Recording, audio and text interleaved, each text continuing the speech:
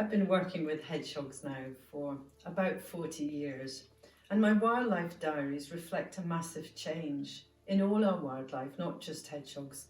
I receive far, far less hedgehogs, and they are in serious decline. And they are a mammal that reflects the health of our environment. The trouble is now that the loss of habitat is really having big repercussions on hedgehogs. They really cannot survive, and I receive more and more and more starving hedgehogs. Climate change is affecting their food source. It's far too hot for them in the summer. Worms and other invertebrates go deep, and the hedgehogs have no chance.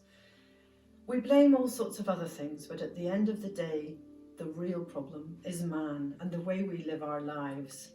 And I cannot imagine a world without hedgehogs. I'm going to show you a hedgehog ambassador I have, who's called Reggie.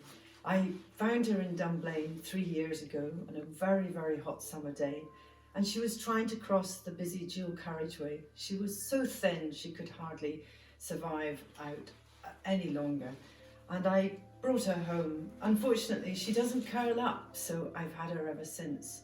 And during that time, she's had several litters of babies, and I've released them back to the wild. But that's always fraught with problems, because releasing anything back to the wild now, the wild isn't the wild anymore. We've infringed on every habitat everywhere. That's why I beg our politicians now to make some major decisions and to realise that we have to change our ways before it's too late. We cannot survive without nature, and it's important to remember though that nature can survive without us. Indeed, it would survive a lot better without us. We're part of nature, not separate, and it's so important that we remember this. I'm going to show you Reggie.